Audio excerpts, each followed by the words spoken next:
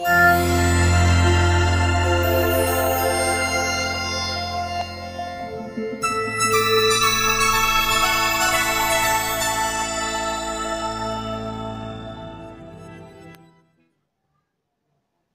selamat malam teman-teman rekan-rekan sekalian. Pada malam hari ini kembali saya Evangelis Yongki Kurniawan menyapa kita semua pada malam hari ini untuk kita terus boleh kembali belajar kebenaran firman Tuhan, bersekutu bersama-sama di rumah saja.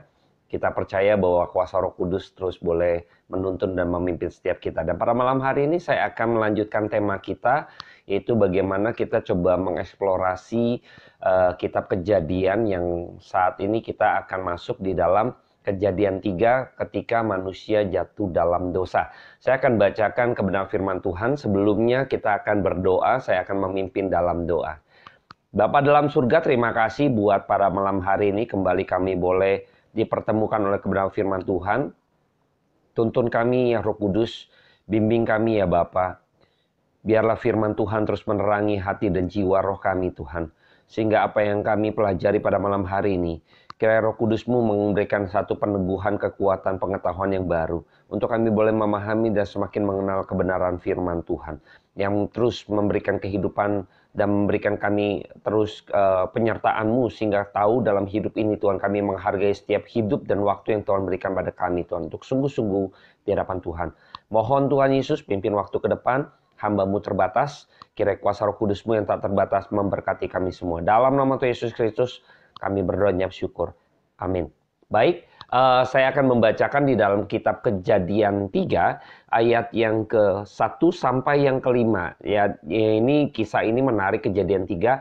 Kita akan coba side by side gitu kan, slice by slice untuk kita bisa memahami, mengeksplorasi kisah kejadian manusia jatuh dalam dosa ini secara awamnya untuk kita bisa semakin dibukakan untuk kita mendalami beberapa poin penting gitu ya. Saya akan bacakan di dalam ayat yang 1 sampai ke 3. Kejadian 3 ayat 1 sampai 5, demikianlah firman Tuhan.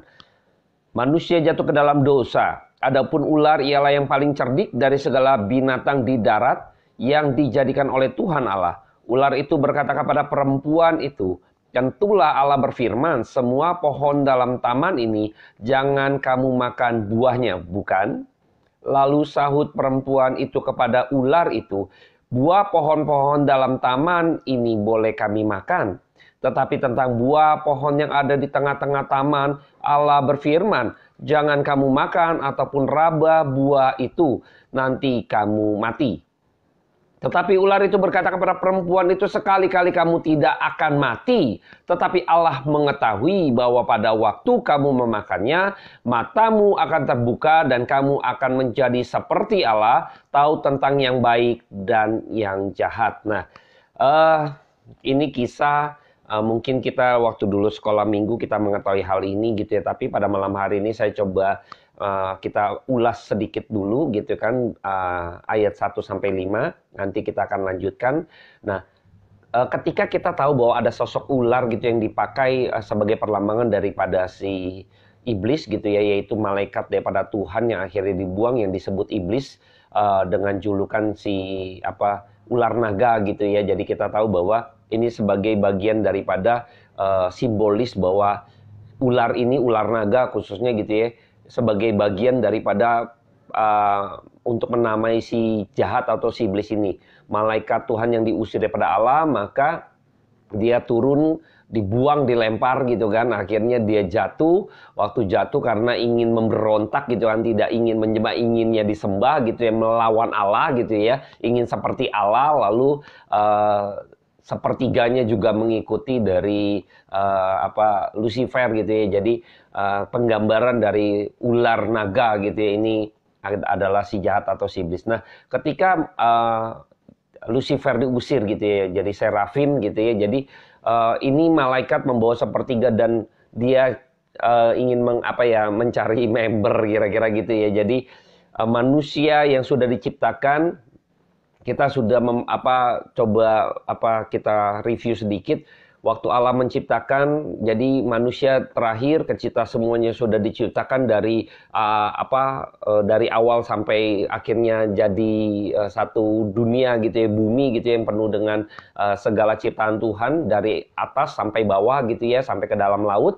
Nah itu ketika itu hari terakhir adalah manusia. Jadi manusia diciptakan antara Allah gitu ya dengan alam gitu kan, atau yang di bawahnya gitu ya. Jadi Allah yang di atas, ada manusia gitu ya. Tuhan menciptakan langit dan bumi ya gitu, alam, lalu manusia hari terakhir untuk menguasai semuanya itu. Nah, di atas Allah, di atas manusia, di atas alam itu ada manusia. Manusia di atasnya ada Allah. Jadi manusia berada di antara ya. Jadi posisi manusia berada di antara Allah dan alam ya. Jadi Allah dan alam itu ada manusia. Nah, manusia ini menjadi saksi nanti ya. Jadi peran penting kenapa kita diciptakan di antara ya, di antara alam dan Allah. Kita di antara alam kita bisa melihat, menyaksikan keajaiban tangan Tuhan, kita bisa menyaksikan kebesaran Tuhan, kita bisa menyaksikan dari segala ciptaan yang Dia ciptakan, lalu kita bisa menyaksikan itu dan memuliakan Allah,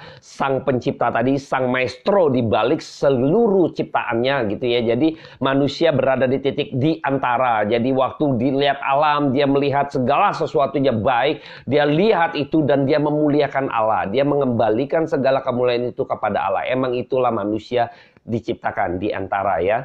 Nah juga ketika manusia di antara yang jahat, di antara memberontak dan di antara taat kepada Tuhan. Jadi ini mungkin kalau bisa dibilang gitu kan ada dimensi yang lainnya. Jadi manusia diciptakan di antara untuk menaati firman atau memberontak terhadap Allah. Tunduk kepada Allah atau memberontak kepada Allah. Nah ini juga di antara. Nah kalau kita bilang taat kepada Tuhan berarti antara Tuhan dan si jahat, iblis gitu ya. Jadi manusia pun menjadi saksi akhirnya di antara kedua ini gitu kan. Nah, kita akan coba melihat bahwa ketika manusia jatuh dalam dosa ini ada hal yang menarik. Nah, ini sosok ular diambil, dipakai gitu ya. Jadi lalu kenapa akhirnya ular ini sesuatu yang menarik ya, mempesona ya. Kalau binatang ular kan kalau kita lihat bahwa kulitnya itu diminati juga ya oleh manusia sampai saat ini, ketika harus kulit ular itu dipakai untuk aksesoris gitu, entah dompet, entah itu tas dari kulit ular atau ban pinggang dari kulit ular, karena emang kulit ular itu memiliki pesona tersendiri gitu ya, memiliki satu nilai kemewahan tersendiri gitu ya, ada satu art yang luar biasa dari batik kulit ular itu sendiri, entah garis-garis, entah belang-belang, entah mungkin agak totol-totol gitu ya dengan motif-motif tertentu, emang mempesona gitu ya. Jadi ular ini perlambangan si iblis ini seringkali mencoba mencuri perhatian daripada manusia ya. Saat itu adalah perempuan. Jadi si iblis ini mencoba mencuri perhatian daripada si perempuan lewat pesonanya. Jadi si iblis menebar pesona. Jadi penggambaran ular ini adalah bagaimana iblis menebar pesonanya ya, ke apa ya, ya katakanlah keindahannya gitu ya, tebar pesona lah kira-kira demikian. Apalagi kita tahu kalau ini kecenderungan kalau kita nih seringkali manusia nih kalau misalnya ada diskon gitu kan, ada sesuatu yang cantik di etalase gitu kan, di display begitu kan, mata kita tuh langsung melihat gitu ya. Makanya para toko-toko ya biasa menaruh display yang paling depan, yang bisa dilihat adalah yang paling mempesona gitu, yang paling terbaik kira-kira, yang mampu mencuri perhatian daripada orang-orang yang lewat nantinya gitu, sehingga akan melirik seperti itu kira-kira. Nah, iblis mencoba mencuri perhatian daripada perempuan ini, yaitu Hawa, yang pada waktu itu dari pesonanya si ular tadi. Jadi penggambaran ular ini, iblis ini menabur pesona sehingga akhirnya si perempuan ini memandang dia atau memberikan satu atensi gitu ya untuk melihat pribadinya si ular ini gitu ya. Nah, ini trik daripada iblis gitu ya. Dan dunia juga sedang mencuri perhatian atau menebar pesona buat setiap kita orang-orang percaya, sehingga akhirnya kita sejenak berhenti gitu kan, lalu melihat apa yang sedang dunia berikan atau yang sedang dunia pertunjukan gitu ya, seperti itu. Jadi sedang dunia tampilkan, lalu kita berhenti sejenak untuk coba melihat itu. Dan jadi apalagi di era dunia digital seperti ini, dunia begitu menebar pesonanya begitu rupa di era-era digital seperti ini. Jadi kita tahu ya teman-teman, hati-hati, kita mesti bijaksana. Ingat, kita berada di antara, ketika diciptakan oleh Tuhan, kita bertujuan untuk seperti yang sudah pernah kita bahas gitu ya, mengenai tugas fungsi pokok utama ya sebagai imam, nabi, dan raja ya. Ini jangan sampai lupa gitu, jangan sampai kita akhirnya hilang, gagal. Nah, manusia ini gagal, perempuan ini gagal, Adam dan Hawa gagal menjalankan 3 fungsi ini. Nah, saya akan bahas di seputaran ayat 1-5 dulu.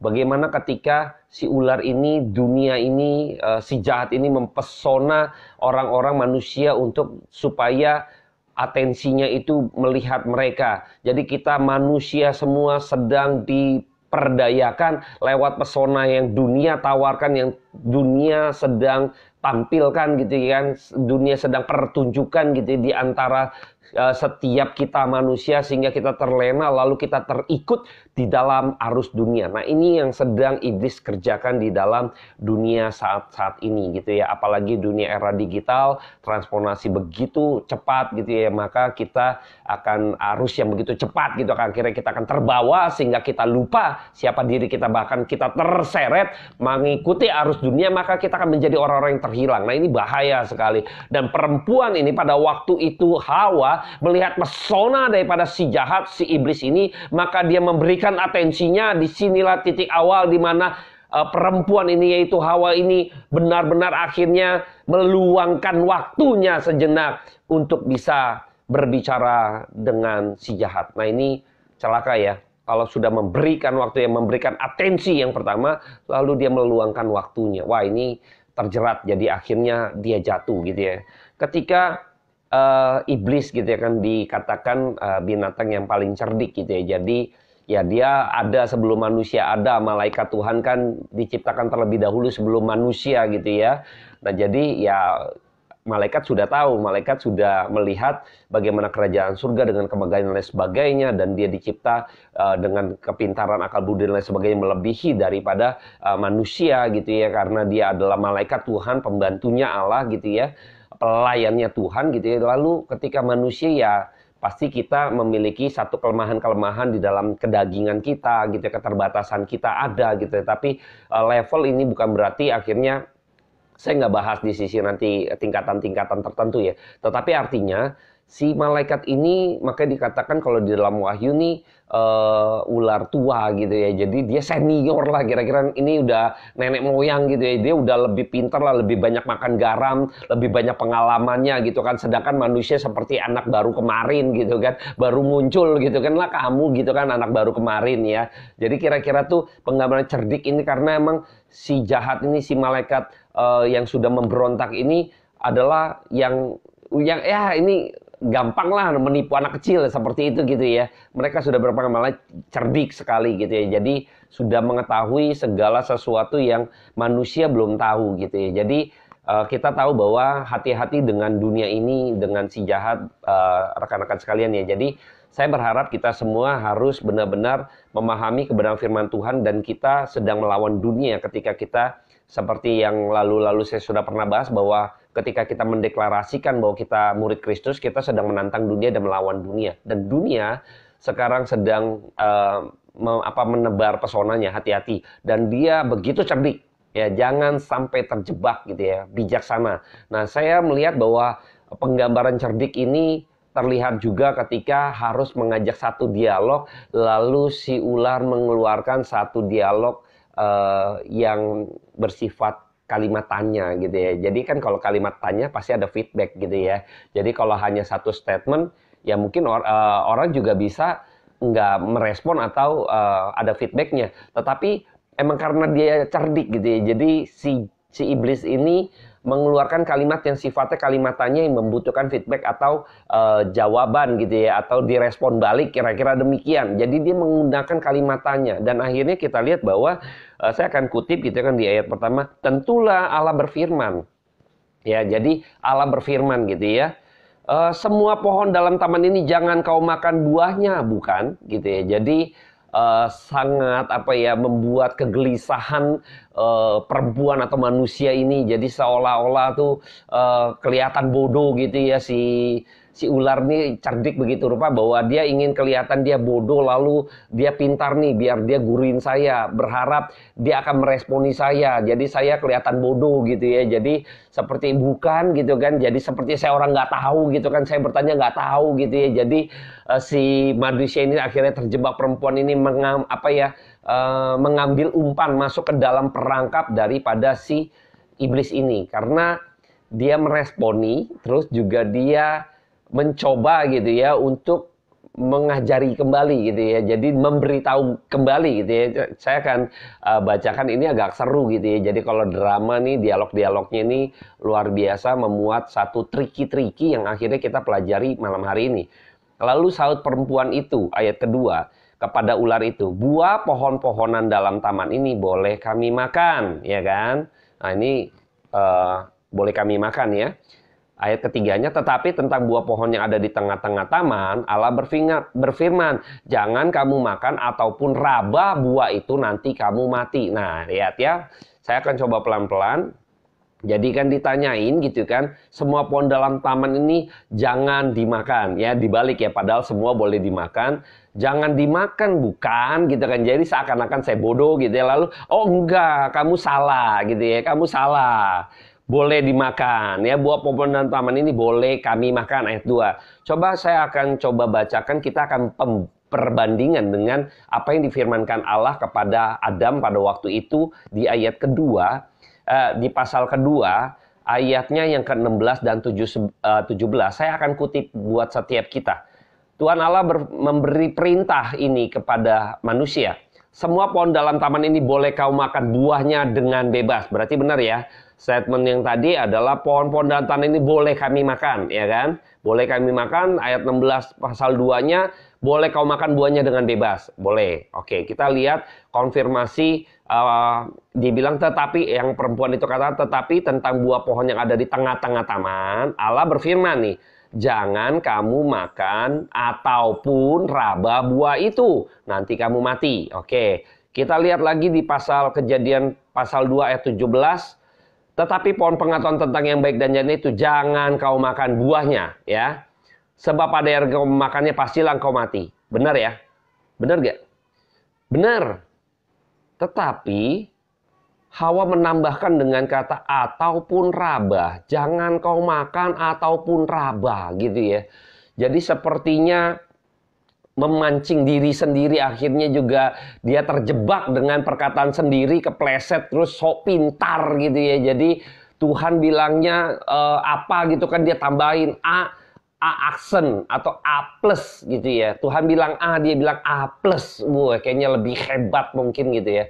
Nah ini seringkali pelajaran ini kita seringkali kalau kita belajar mengenai Bible teaching atau Alkitab gitu ya. Jadi seringkali firman Tuhan tidak boleh ditambahkan atau dikurangin. Ya. Kita tidak menambahkan atau tidak mengurangi, menafsirkan aja seringkali juga salah gitu ya. Hati-hati juga kita para setiap pembicara, ketika saya belajar juga harus begitu berhati-hati gitu ya. Karena firman Tuhan itu kalau kita salah menafsir gitu ya, apalagi menambahkan atau mengurangi, ya ini kacau juga gitu ya. Kita nggak menambah, nggak mengurangi saja, kita menafsirkan salah saja, wah itu bahaya. Karena kita menjadi penyesatnya Tuhan atau kita melawan Allah sebenarnya. Nah bahaya ya jadi hamba Tuhan kalau kita nggak belajar. Apalagi nih nambahin firman, ngurangin firman gitu ya. Ini nggak boleh juga gitu ya. Kita yang nggak ngapa-ngapain, nggak nambah, nggak ngurangin aja, nafsirin aja, salah aja udah hukumannya, udah bukan hukumannya, maksudnya kita saja sudah melawan Tuhan gitu ya, apalagi kita nambahin gitu ya. Jadi seringkali ini pelajaran, makanya kenapa Anda dan saya harus belajar firman Tuhan, sehingga kita juga nggak kepo juga gitu ya, nggak so tahu bahkan nambahin firman Tuhan, bahkan kita ngurangin firman Tuhan. Lah, udah ditambahin, ya tafsirannya pasti salah. Udah dikurangin misalnya, ya pasti salah. Nggak ditambah, nggak dikurang aja pasti salah. Kita bisa salah, maksud saya menafsirkan. Apalagi nambahin, apalagi ngurangin. Itu kan maknanya jadi berbeda nanti. Ya kan? Jadi kita akan kehilangan makna apa yang sesungguhnya firman Tuhan mau sampaikan. Apa yang sesungguhnya Allah ingin katakan gitu loh. Nah, si iblis ini berhasil menjebak si perempuan ini. Akhirnya perempuan ini jadi sepertinya saya hebat, saya tahu firman kok gitu ya. Nah, saya melihat bahwa di awal kita tahu bahwa yang menerima firman itu langsung adalah Adam. Ya, makanya saya melihat bahwa ada tafsirannya bahwa kenapa akhirnya si perempuan ini yang digoda gitu ya. Jadi yang digoda perempuan. Jadi ada kemungkinan ini dalam beberapa artikel yang saya baca, emang ada kemungkinan si perempuan karena tidak langsung menerima firman, kira-kira demikian. Jadi ketika itu Adam digoda gak ya? Saya yakin Adam juga terus disoundingkan gitu ya. Nah, karena emang sasarannya akhirnya perempuan melihat langsung karena dia tidak belajar ya. Jadi hitungannya gini. Allah berfirman langsung kepada Adam pada waktu itu ya. Jadi yang menerima firman itu adalah Adam ya. Jadi Adam kemungkinan adalah orang yang memiliki satu akhirnya dia jatuh juga gitu karena Hawa ya. Jadi bukan berarti salah-salahan, saya tidak mau bicara nanti di ranah itu. Jadi tapi ketika itu Allah berfirman langsung belajar gitu ya. Adam belajar langsung daripada Allah, menerima firman itu langsung daripada Allah gitu ya. Sedangkan perempuan menerima firman atau kebenaran itu dari Adam gitu ya. Nah, kemungkinan juga bisa ada Adam salah memberikan interpretasi atau Adam salah berkata-kata atau lain sebagainya gitu. Tetapi kemungkinan adalah karena perempuan ini salah mengerti atau salah dalam dirinya ada satu kedagingan yang sudah terpesona tadi, makanya menambahkan gitu ya. Tadi kita lihat kayaknya baitnya kata-katanya hampir sama seperti yang diajarkan oleh Adam misalnya seperti itu. Tapi kita tahu bahwa di situ ada keinginan yang begitu kuat juga di ayat-ayat selanjutnya kita akan bahas mungkin pertemuan berikutnya. Di situ kita bisa melihat bahwa emang dari pesonanya itu akhirnya emang perempuan itu sudah terpikat gitu loh. Udah masuk di dalam pesona ini, matanya sudah nggak bisa kabur dari buah pengetahuan yang baik dan jahat tadi. Maka kayak orang nih belanja ngelihat tas gitu kan, aduh udah ngelihat merek tertentu, merek gentong misalnya gitu kan. Udah tadi udah ngelihat, udah mimpi, udah jalan ke supermarket, udah mau ke resto, terus mau pulang gitu kan, baik lagi gitu kan. Kayaknya ada yang ketinggalan gitu ya, itu apa? Beli tas gentong tadi misalnya gitu ya. Jadi kadang sudah terpesona, sudah sampai nggak ada di tempat pun kayaknya tas ada di depan gitu ya, seperti itu. Jadi sudah begitu rupa, udah mengikat. Nah, dunia sedang melakukan ini di tengah-tengah dunia zaman saat ini gitu. Jadi kalau teman-teman mesti sadar, kita mesti awake ya, kita mesti terbangun gitu ya. Jangan sampai kita juga di tengah-tengah arus digitalisasi yang begitu cepat, begitu transformasi yang begitu cepat, kita akhirnya terjebak dengan pesona yang sedang ditabur atau ditebarkan oleh dunia atau si jahat, sehingga kita memiliki satu ambigu mungkin dalam pemikiran kita mulai kompromi, kita akhirnya katakanlah memiliki toleransi yang begitu, ruang toleransi yang begitu besar, yang begitu bebas, akhirnya bablas gitu ya. Dan ini yang sangat saya khawatirkan juga ya, apalagi anak-anak zaman sekarang. Saya cenderung juga khawatir dengan anak-anak generasi berikutnya. Makanya penting buat kita benar-benar sebagai orang tua mengajar, mendidik anak-anak kita mengenai kebenaran firman Tuhan, sehingga mereka memegang prinsip yang begitu kuat gitu ya, sehingga mereka tidak terombang-ambing gitu ya, tidak terguncang imannya gitu ya. Jadi saya berharap kita perlu belajar firman begitu rupa, sehingga ketika ada tantangan zaman, ada pesona apapun yang dunia berikan gitu kan, kita masih tetap memegang teguh gitu iman kita. Perempuan ini jatuh, dia terlibat di dalam dialog, dia coba untuk tidak menguasai kebenaran firman Tuhan, dia menambahinya, akhirnya dia terjebak sendiri dari ucapannya sendiri, dari ajarannya sendiri gitu ya. Dia mengunculkan pengajaran barunya sendiri. Akhirnya iblis memanfaatkan itu dan akhirnya nggak tanggung-tanggung, diseret, dihabisin, dihajar gitu ya, sampai masuk ke dalam perangkatnya. Dan kita akan coba melihat lagi di Ini seru gitu ya, dialog seperti dialog drakor gitu ya. Ayat keempat gitu ya. Tetapi ular itu berkata ya, ular itu berkata kepada perempuan itu, sekali-kali kamu tidak akan mati ya. Jadi kan dia bilang kamu akan mati, pegang atau raba akan mati gitu kan. Terus ular bilang enggak, sekali-kali enggak akan mati. Dibalik gitu ya. Dibilang mati, enggak mati ya kan. Lalu dilanjutkan ayat kelima. Tetapi Allah mengetahui. Nah, dia mengatakan Allah mengetahui bahwa pada waktu kamu memakannya matamu akan terbuka dan kamu akan menjadi seperti Allah, tahu tentang yang baik dan jahat. Nah, jadi ketika itu ular itu Allah mengetahui. Kita tahu pada waktu jenis ular naga itu ular yang tanda petik bisa terbang kira-kira gitu ya, bisa ya terbang lah gitu ya. Jadi ular naga itu dari atas ke bawah kira-kira, tiba-tiba dia bisa terbang lalu dia muncul dari atas ke bawah gitu kan, lalu dia mempesona si perempuan gitu, akhirnya perempuan lihat dan dia mengatakan Allah mengetahui karena emang dia dari atas turun ke bawah yang diusir sebenarnya. Nah, makanya julukannya seperti ular naga. Nah, jenis ular naga ini ular yang bisa terbang gitu ya. Jadi sepertinya dia juga suara dari atas gitu loh. Maka Allah mengetahui bahwa waktu kau makan, kok sama seperti dia. Bayangkan dia sedang, saya tuh dari sana, kira-kira gitu ya. Saya nih pengalaman, saya tuh dari sana, dari atas gitu loh. Nah, ini penggambaran ular naga ya, karena dia dari atas, sebenarnya di atas dibuang gitu ya.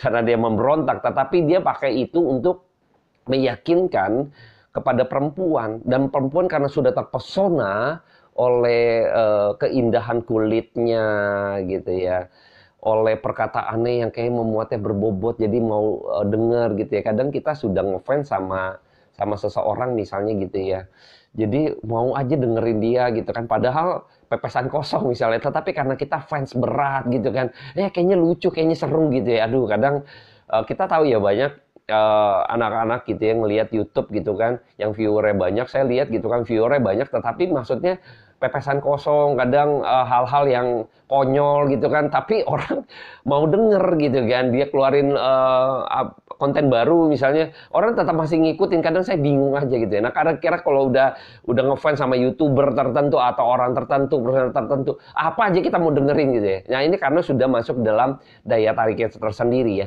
Jadi ketika si perempuan ini, saya nggak bilang YouTuber jadi iblis ya, enggak ya.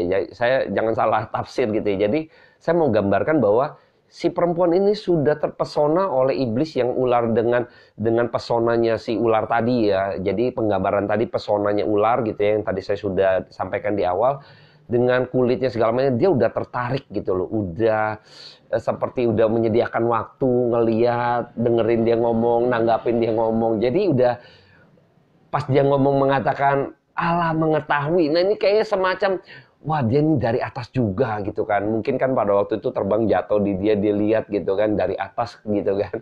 Jadi kan pohon itu ada di atas, pohonnya buahnya ada di atas. Dia ngelihat kan pasti agak ngedongak gitu ya, bukan yang ngobrol di bawah gitu. Kayak itu mah cacing gitu ya, bukan ular gitu ya, kayak ular naga.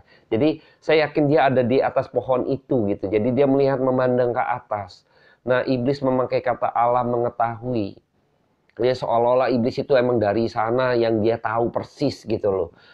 Jadi ini terjebak lagi gitu ya. Jadi sekarang sudah mulai membuka toleransi ya.